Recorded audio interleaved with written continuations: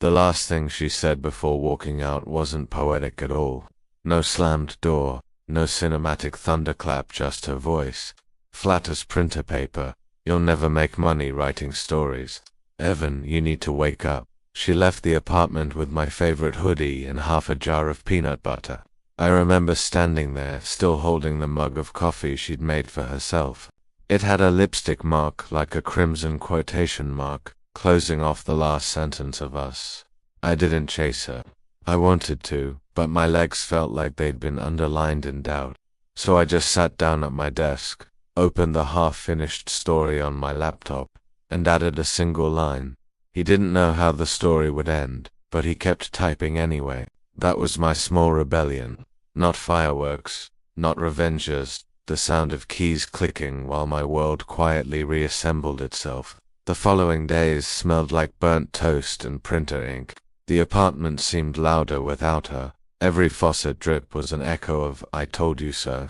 I tried to drown it out with playlists named things like Focus Mode and New Life Vibes, but all they did was make my loneliness rhythmic. Still, there was something oddly comforting about being alone with words. I could write at 3 a.m. without someone sighing. I could dream loudly without being told it wasn't practical. My stories didn't need approval anymore, they just needed oxygen. I remember submitting my first short story to an online magazine that week. It was about a man who believed dreams were real places, just poorly mapped. The editor replied with a polite rejection, saying my writing lacked direction. Funny, so did my life. I printed that rejection and taped it to my wall like a medal, then another, and another. By the end of the month, my wall looked like it was wallpapered with polite heartbreaks. Each one a small reminder that at least someone read me, even if it was only to say no. Sometimes I wondered what she was doing, probably dating someone who owned furniture that matched. Meanwhile, I was living in a studio apartment where my desk doubled as my dining table and my laundry chair tripled as my nightstand. It wasn't glamorous, but it was mine. Nights were the hardest. The air felt thicker when you didn't have anyone to talk to except the hum of your own refrigerator. I'd write until my eyes blurred, then close the laptop and whisper, "Maybe tomorrow." That was my new bedtime prayer, half hope, half caffeine. One night, around 2 a.m., I dreamed she came back not to apologize, but to laugh. She stood in my doorway, shaking her head like I was a sitcom rerun that wouldn't get cancelled. When I woke up, I actually chuckled. "You can visit," I told the dream, "but you don't get to stay." It became easier after that. Rejection still hurt, sure, but it started to sting less. Like the skin had toughened, word by word. I bought a new notebook with the words "First drafts don't have feelings" on the cover. I thought it was funny, but also maybe a little tragic. I filled it with everything I was too scared to say out loud. How love can sound like applause until it stops. How ambition can feel like a disease you don't want cured. How sometimes, the quietest thing you do, just keep going, is the loudest kind of defiance. By the time her birthday came around, I didn't text her. I didn't stalk her feed. I just wrote another story about a boy who wanted to build a home out of paper dreams. And in a way, I guess that's what I was doing. Some nights, when I stared at the blinking cursor, I'd whisper to it like it was an old friend, "You and me, huh? Let's prove her wrong slowly." I didn't need her to see me succeed. But maybe, deep down, I wanted her to know I didn't disappear when she left. I just turned into a paragraph she hadn't read yet. So I kept writing, and every time the words came out crooked, or messy, or late, I forgave myself, because at least they were mine. And somewhere between heartbreak and printer ink, I realized something small and steady. She didn't break my dream. She just gave it a better plot. Cheap coffee and cheaper hope. That's what my mornings were made of. The kind of instant coffee that tastes like it's apologizing, and hope that dissolves just as quickly. I de-stir both together in a chipped mug that used to say "World's Best Boyfriend," but now just read "World's Best Beau" because the rest had faded like most things around me. The apartment was small enough that I could turn off the light switch from my bed, which I told myself was efficient living. My desk faced the only window, a rectangle of city noise framed by peeling paint. Below, the alley buzzed with scooters, gossip, and someone's endless karaoke dream that refused to die, even after midnight. My daily ritual was simple: write, refresh email, sigh, repeat. Each rejection letter arrived with uncanny punctuality, like the universe had set up a newsletter just for disappointment. One said, "We encourage you to keep writing." Another said, "We're sure someone else will love this." I wanted to frame that one and caption it, "The polite eulogy of ambition." I laughed out loud when I read it, one of those dry laughs that sound like the radiator trying to start. Then I wrote a note on the back, "Challenge accepted." That's the thing about failure. It becomes familiar, like background noise. After a while, you don't even hear it, you just write through it. One evening, I sat at my desk staring at a story titled "The Girl Who Believed in Blank Pages." It was about a girl who collected unwritten notebooks, believing that every empty page was a promise, not a failure. I didn't know it yet, but that story would later change my life.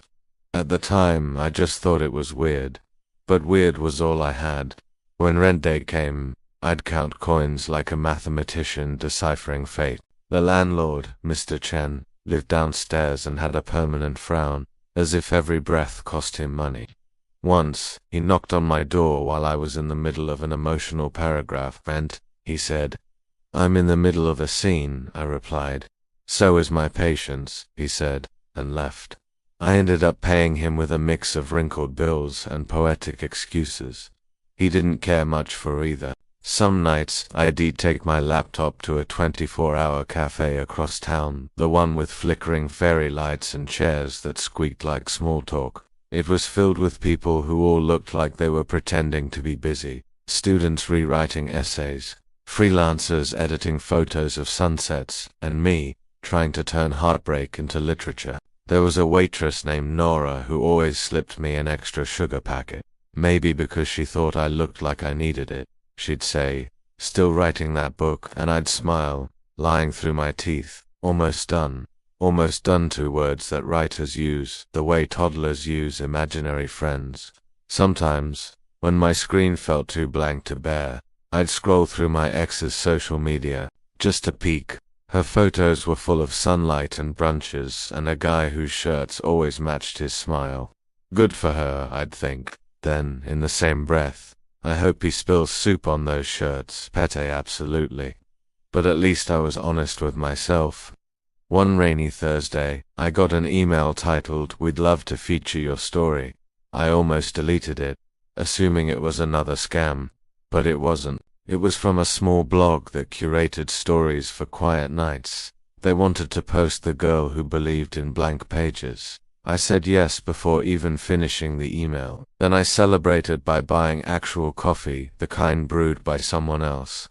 It tasted like victory, or maybe just less like cardboard. When the story went live, it got 12 likes. But to me, it felt like 12 standing ovations. I read each comment twice, memorizing them like love letters. Someone wrote, "This story felt like a hug." Another said, "I needed this tonight." I saved both screenshots, because you never know when you'll need proof that someone out there got you. But the best part came a week later. A message from a stranger popped up in my inbox. "Hi Evan, I read your story aloud to my daughter before bed. She said she wants to start her own blank page collection. Thank you." I stared at that message for a long time. My chest felt too small for it. That night, I didn't write anything new. I just sat in the dark and whispered, "Okay, maybe this is working." Of course, the universe can't let you have peace for too long. The next day, my laptop crashed mid-edit, eating 2 weeks of work. I shouted something that would have made Nora's sugar packets curdle. Then I laughed, because, honestly, it was almost funny at that point. It's strange how chasing dreams makes you both fragile and unbreakable at once. Every day felt like I was building a sandcastle during high tide. But I kept building, because even if the waves erased everything, at least I'd have the memory of the shape. And somewhere, in that quiet loop of writing and erasing, I started to feel like maybe, just maybe, I wasn't lost anymore. It happened on a night I didn't even mean to write. You know, the kind when your brain feels like it's buffering. Your coffee's gone cold, and you start arguing with your own cursor for blinking too loudly. I was about to shut my laptop when a single line popped into my head. Sometimes dreams visit us just to see if we're still awake. It wasn't profound, but it had rhythm, so I typed it, then another line, then 3 more. Before I knew it, I had written a short story, a sleepy little thing about a kid who could bottle dreams and sell them at the market. It wasn't polished. It wasn't even edited, but it felt alive. I uploaded it to my tiny blog at 2:47 a.m., tagged it Midnight Nonsense, and went to bed thinking maybe 5 people, mostly bots, and my aunt would see it. By morning, everything was different. My phone buzzed like a popcorn machine, likes, comments, shares. My inbox looked like a confetti explosion. At first I thought it was a glitch. Then I saw the numbers. 10,000 views, then 50, then 100,000. People were quoting lines, making fan art, even arguing in the comments about what the dream bottles really meant. I sat there in disbelief, wearing a t-shirt that said Nap Champion, realizing that maybe, just maybe, I'd accidentally started something real. The story had spread through book forums and parenting blogs apparently. Someone had recorded it as a bedtime story for their kid, and others picked it up. The line "sometimes dreams visit us just to see if we're still awake" became this weird little motto floating around the internet. I'd gone viral by accident. I laughed until I cried. The kind of laugh that sounds like disbelief and panic mixed together. My first thought, if only she could see this. My second thought, please God, don't let her see this yet. I spelled beautiful wrong in paragraph 3. The next few days were a blur of DMIs and notifications. People wanted more stories, more worlds, more dream markets. One kid even asked if I could write a sequel with more cats. I didn't know how to handle it. I'd spent so long being ignored that I didn't know what to do with attention. Nora, the cafe waitress, caught me grinning at my phone and asked, "You finally sold that book?" "Not yet," I said, "but the internet kind of did it for me." She raised an eyebrow. "Careful, fame's just attention with a timer." I nodded, pretending to understand. I didn't. Not yet. Still, I couldn't help checking my stats every 10 minutes. I felt like a kid watching a cake rise in the oven, terrified I'd open the door too soon and ruin it. My email flooded with messages from small podcasts and YouTube narrators wanting to feature the story. I said yes to all of them because, honestly, who says no to validation? That week, I recorded myself reading the story aloud. I used a soft tone, half whisper, the kind I used to use when reading aloud to, well, her. It felt strange, intimate, almost. Like the microphone was a heartbeat I was trying to match. When I uploaded that audio, I didn't expect much, but it found its way to the right corners of the internet. A few days later, someone commented, "Your voice helps my son sleep every night." Thank you. I reread that line 10 times. Then I closed my eyes and just breathed. There was something profoundly healing about being heard, even if it was by strangers in the dark. Of course, not everyone was kind. A few comments said I was overrated or lucky. One person claimed I'd stolen the idea from a cartoon. I hadn't. My legal team consisted of a houseplant and a half-empty coffee jar. But for every troll, there were 50 people sending warmth, and that balance was enough to keep me steady. I tried to stay grounded, literally, because my chair broke that same week and I spent 3 days writing from a stack of milk crates. Fame hadn't made me rich, just slightly less invisible. One night, while scrolling through mentions, I saw a post from a mum who said, "My son listens to Evan's dream stories every night. He calls it sleeping with the storyteller." That one made me laugh out loud. It also made me realize I was becoming part of someone's bedtime ritual. That's a kind of immortality you can't buy. A local online magazine reached out next. They wanted to feature me in an article titled "The Dreamer Who Wrote His Way Out." The headline made me cringe, but I agreed. Because, well, rent. They sent a photographer to my apartment. I spent an hour cleaning, which, in my case, meant shoving everything into one closet and praying it wouldn't burst open mid-shoot. The photographer snapped a few pictures of me candidly writing, which basically meant pretending to type while trying not to blink too much. When the article went live, the first line read, "Evan Rivers turns insomnia into art." I almost printed it on a t-shirt that night. I sat by the window with a mug of slightly burnt coffee and stared at the city lights. They looked like scattered punctuation marks, pausing the skyline. And for the first time since she left, I didn't feel small. I didn't know it yet, but the story that went viral that night would find its way to someone else's living room, someone who used to call me a dreamer with a sigh. And her son, of all people, would be the one to bring my name back into her world. But that's a story for later. For now, I just let the quiet hum of the city hold me, the same way the words once did. Because sometimes, when life starts to sound like applause, you have to remember who clapped first. Fame, as it turns out, doesn't arrive in a limousine. It comes in notifications, little glowing rectangles that whisper, "You matter today." The first week after my story blew up, I tried to play it cool.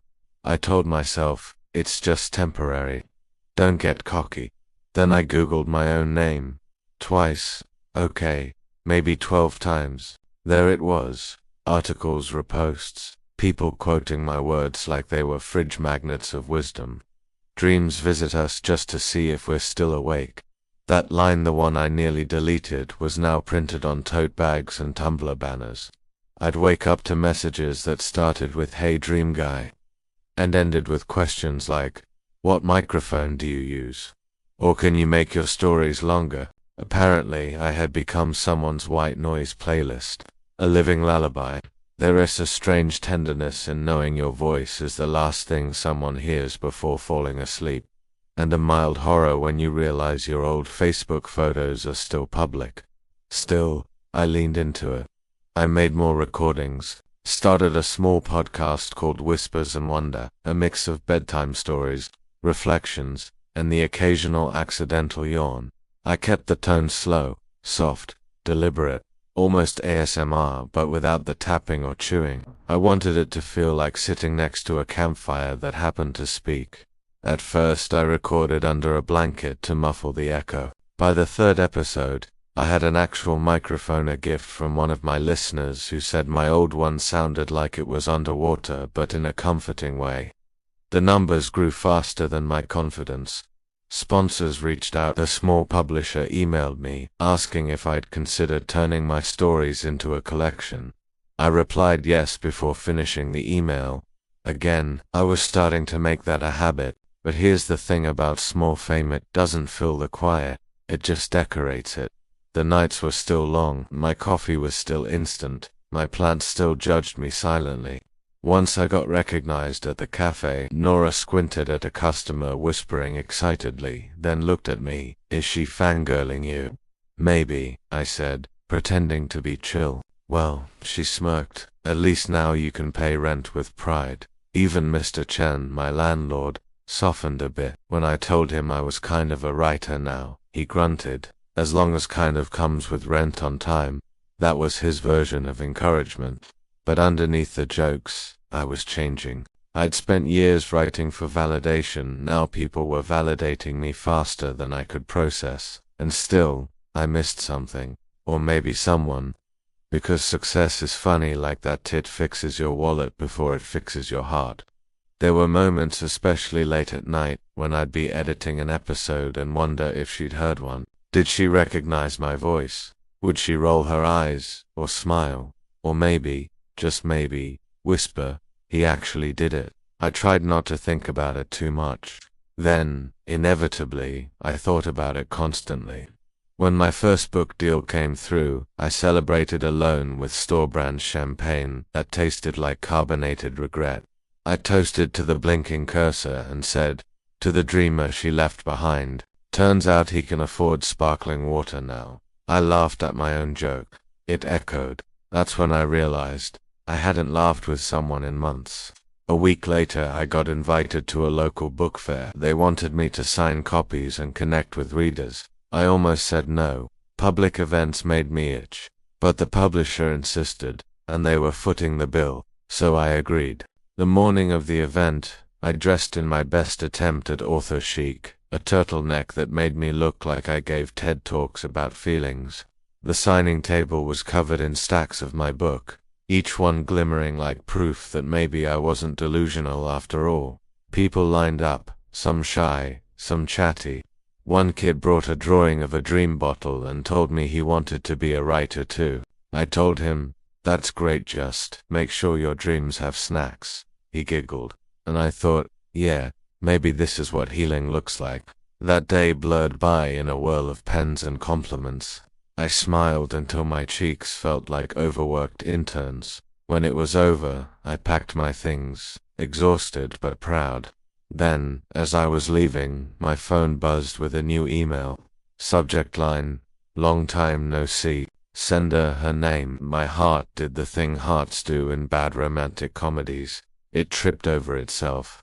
I stood there, frozen in the middle of a parking lot, rain starting to fall, the kind that's too soft to notice until you're drenched. I didn't open it right away. I just stared at the screen, breathing slow, like it might explode if I moved too fast. Of course, curiosity is stronger than self-preservation.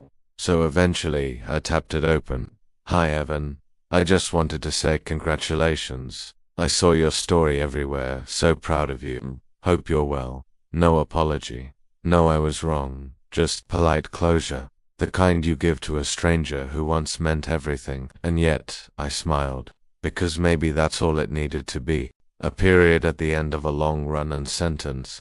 Still, I couldn't help thinking, if she knew how close her world was to mine again, she might not sleep so easily. The email lingered in my inbox like a scent you can't quite place, familiar, a little nostalgic, and slightly irritating.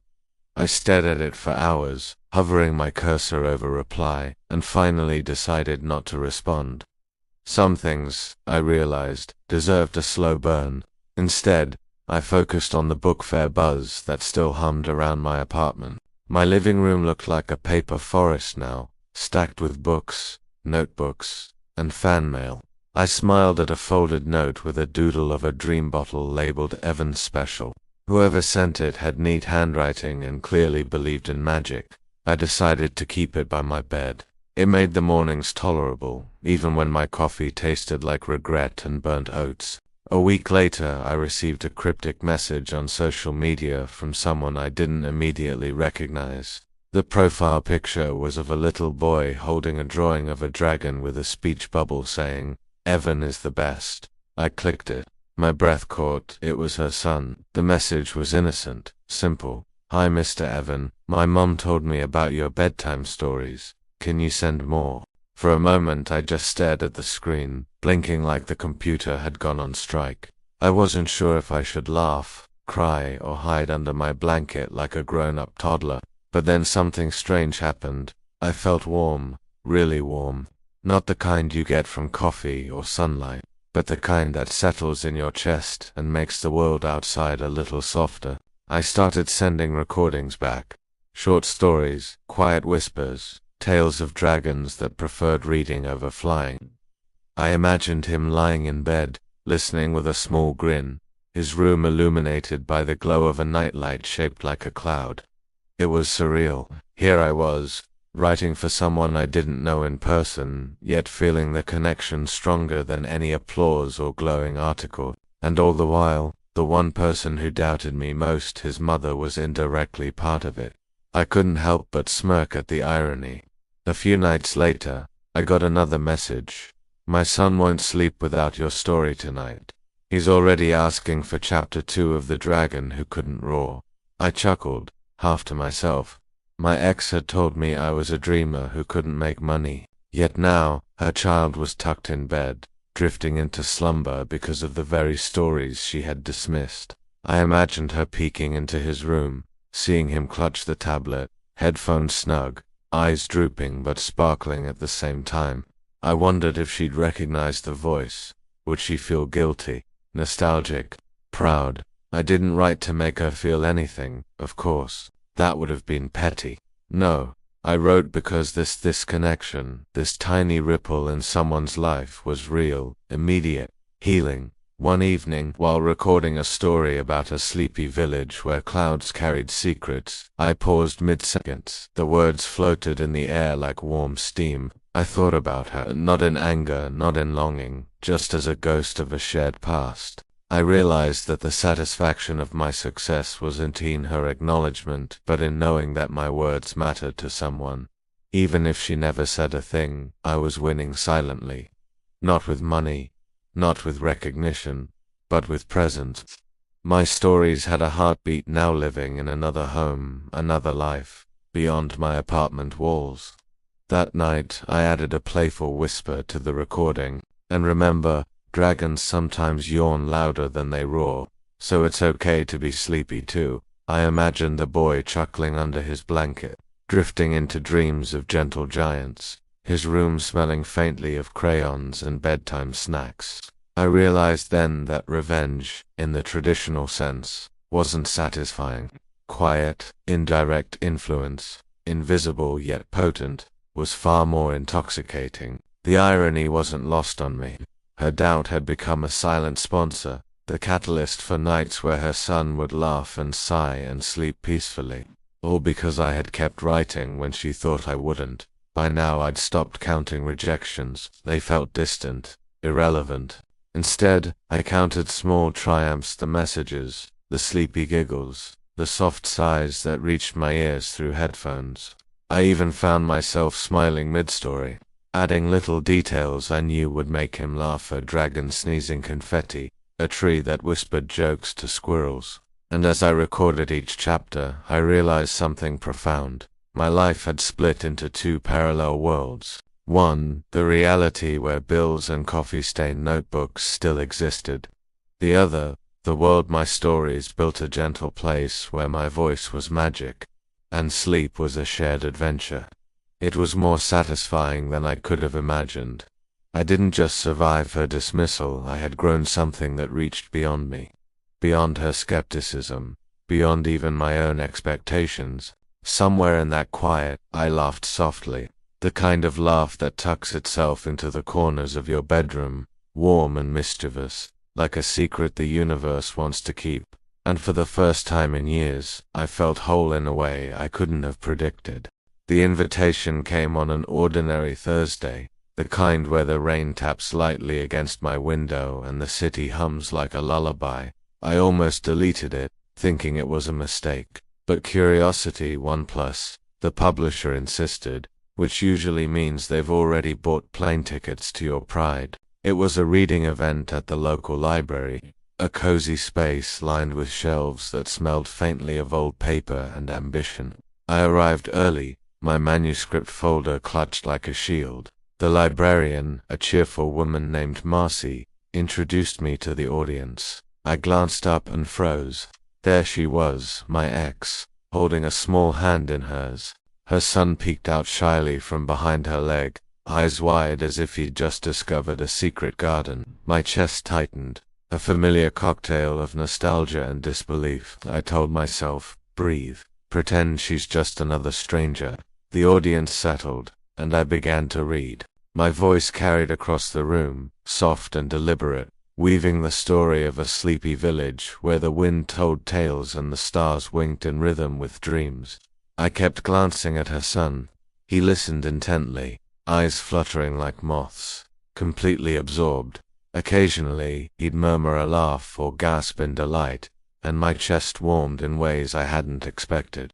I noticed my ex leaning back, arms crossed, a neutral expression carefully in place, but her eyes betrayed her.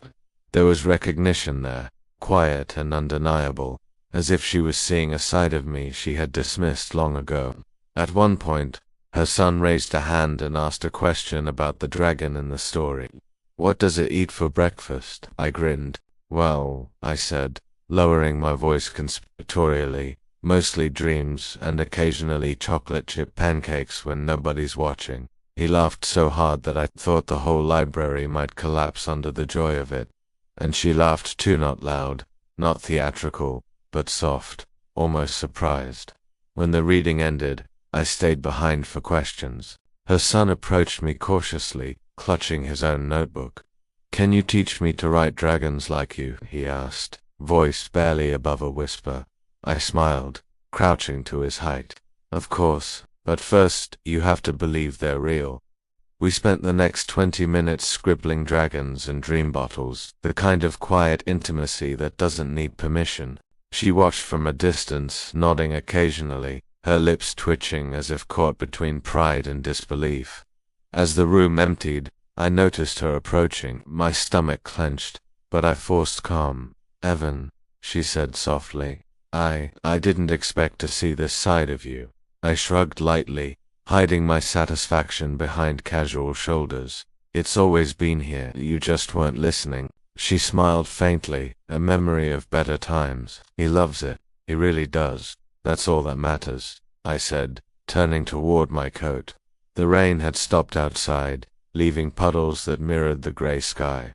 I glanced back once. Her son waved a small, sincere gesture that seemed to shrink the years of doubt into something negligible. I waved back. Walking home, I felt an unfamiliar lightness. The city around me hummed in softer tones, as if approving of this quiet reconciliation, this invisible bridge built with words and whispers. For the first time, I understood that influence didn't need confrontation. Sometimes, being seen truly seen was its own victory. And maybe, just maybe, she understood it too. The next few weeks felt strangely cinematic, like I was watching a film of my own life. Except the lighting was gentler, and the soundtrack had swapped melancholy piano for something quietly triumphant. After that library event, her son started writing letters. Actual handwritten ones, with stickers and uneven lines that made every page look like an artifact of joy. He'd send sketches of dragons with enormous smiles, or tiny book ideas like The Cat Who Dreamed in Color and The Moon's Secret Pillow. Each envelope carried the same postmark from the town where she lived. I couldn't help wondering if she saw him write them, if she ever asked, why him? One day, tucked inside the letter was a small recording, his mum's voice, reading one of my stories to him at bedtime. I played it on loop, not out of ego, but awe. Hearing my own words softened through her voice was like watching snow melt on an old rooftop. Expected, delicate, and quietly healing. I didn't reply right away. I needed to breathe through the weight of it all. For years, her words had been an anchor dragging behind me. "You'll never make money writing stories." Now they were dissolving into something gentler. A few days later, she texted me out of nowhere. "Thank you for answering his letters," she wrote.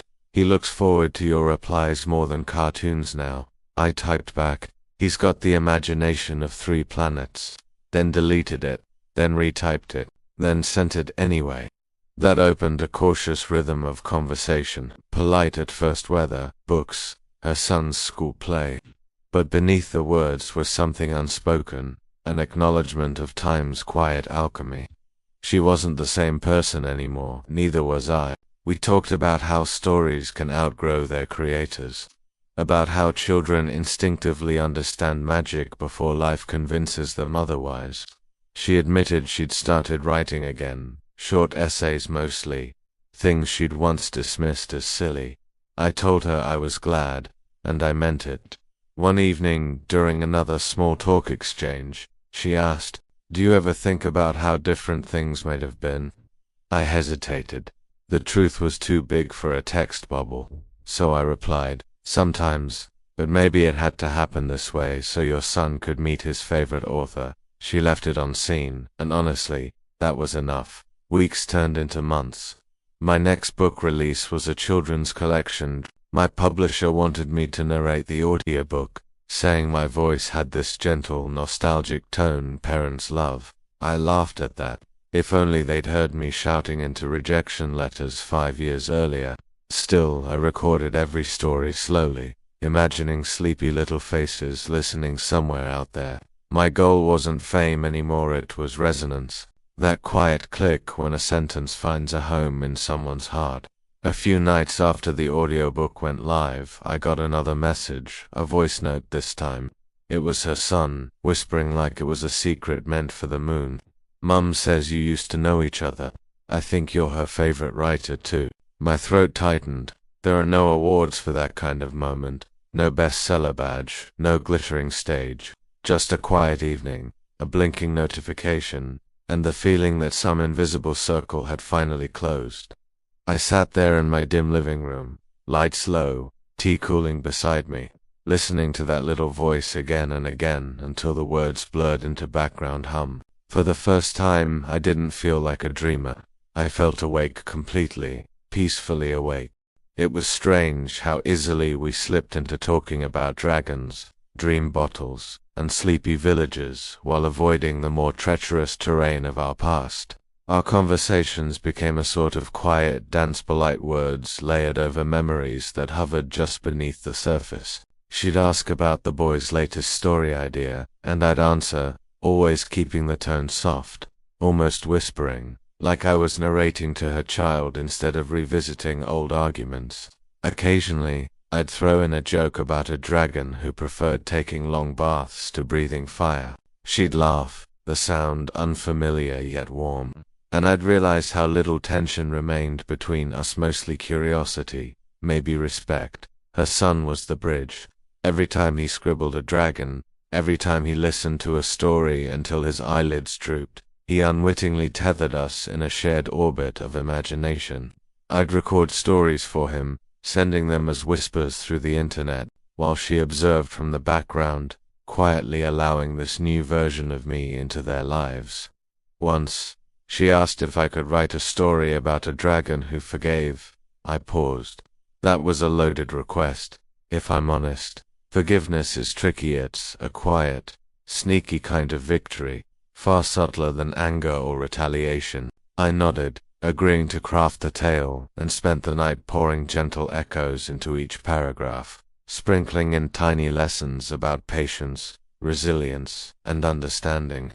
The story went back to them in a recorded whisper. Later she told me her son hugged the tablet and whispered, "Evan gets me." I almost choked on my coffee. That phrase, innocent, unpolished, utterly true, struck deeper than any compliment ever could. Through all this, I realized something essential. Success isn't just about applause or recognition.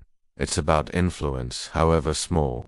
It's about touching lives quietly, invisibly, in ways no one expects. Her son fell asleep to my voice every night, and in that tiny ritual, I had already surpassed the silent critique that had haunted me for years.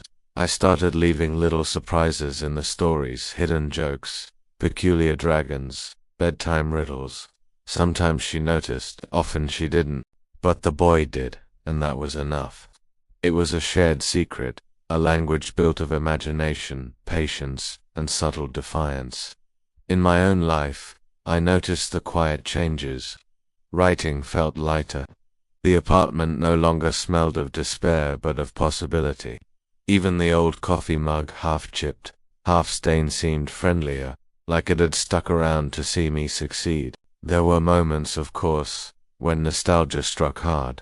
A memory of her laughing in the kitchen, or a fleeting thought of the apartment we once shared, made my chest tighten, but I didn't dwell. Nostalgia was a soft lens, not a cage. I could look through it and still move forward.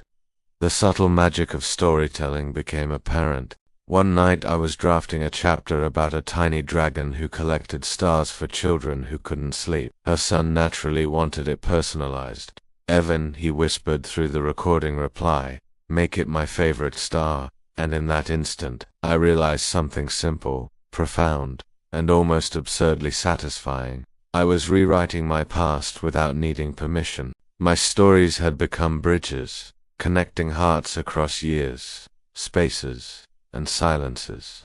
I didn't have to speak to her directly to heal the wounds her words once inflicted. I simply continued to do what I loved and let the ripples reach where they may. It was quiet revenge, not sharp or vengeful, but powerful. The kind that doesn't humiliate, it merely persists. and as I watched her son giggle under the covers at some dragon's ridiculous sneeze, I understood that true influence is subtle, tender, and lasting. In this dance of stories and whispers, I finally discovered peace. Not loud, not dramatic, but steady, enduring. It hit me one ordinary evening as I walked home, earbuds in, the city lights reflecting off wet pavement. The rain had stopped just long enough to leave the streets glistening, each puddle a tiny mirror of neon signs and street lamps. My thoughts drifted lazily, like leaves floating down a quiet river. I realized my success wasn't about proving her wrong. Not really. I didn't need to see her reaction, didn't need applause from anyone who had doubted me. The quiet revenge had already taken root. Her son fell asleep to my voice, dreamt of my dragons, laughed at the jokes I slipped into bedtime stories. That was a victory far subtler, far more satisfying than any conventional triumph. I remembered the early nights of Shoebox Apartment, instant noodles, the stack of polite rejections plastered to my wall. The memories of being laughed at, dismissed, and told to get a real job were still there, but they felt different now. They were the soil in which my persistence had grown, the fertilizer for dreams that refused to die. Somewhere along the way, I'd learned that success could be quiet. It didn't need to be announced with flashing headlines or dramatic confrontations. Sometimes, it simply existed in the ripple effect of small, meaningful actions, the way a story whispered in the dark could comfort a child or awaken imagination. I took a deep breath, letting the damp night air fill my lungs. Every puddle I passed reflected my tired face, but for the first time in years, I liked the person staring back. Not perfect, far from it, but real, alive, awake.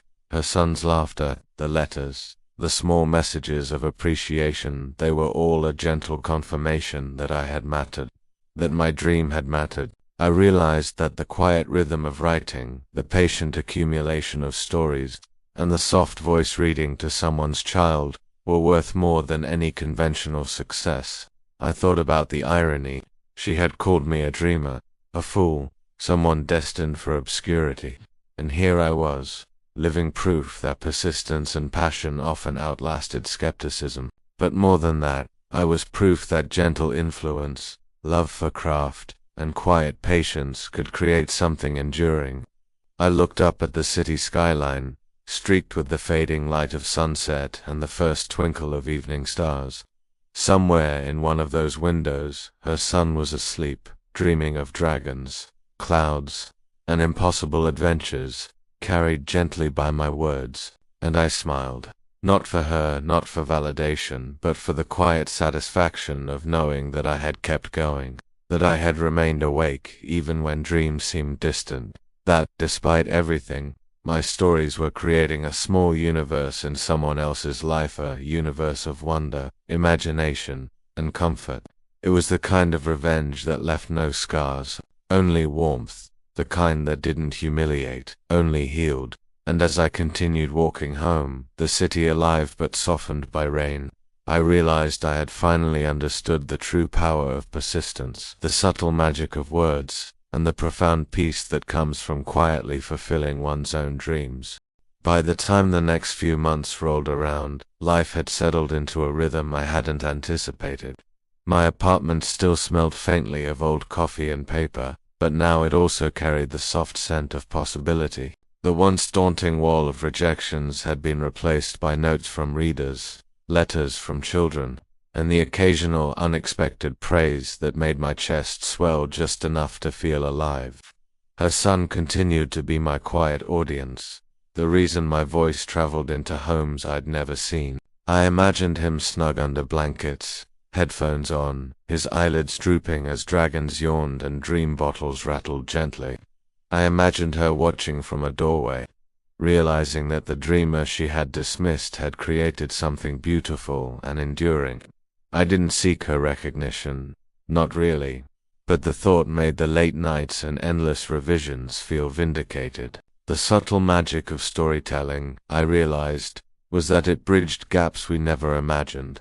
My past, her doubts, and the years of silent struggle were all just shadows compared to the luminous ripple my words were creating. The boy's laughter, the soft whispers of awe and delight, these were victories far richer than money, far more meaningful than public applause. I reflected on the journey from that small shoebox apartment, living off instant noodles, to this moment where stories were my lifeblood, not just my escape.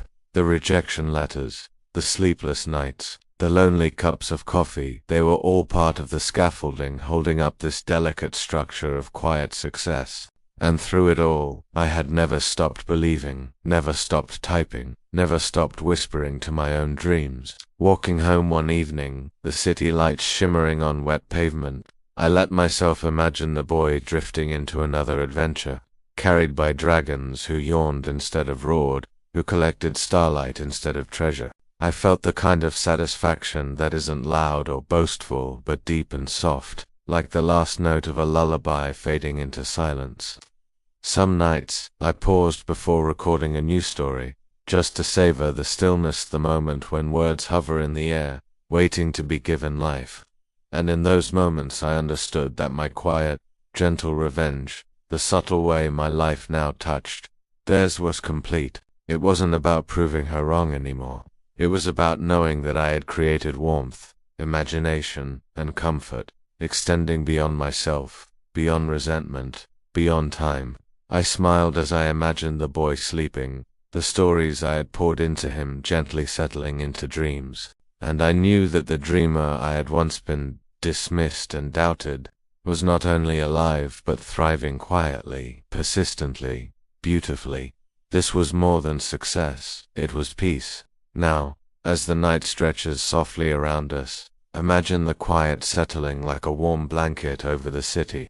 The hum of the streets has faded into a gentle murmur, and the air is rich with the calm of lingering dreams. You can feel your body sink deeper into your chair or bed, each muscle releasing tension, each breath longer and softer than the last.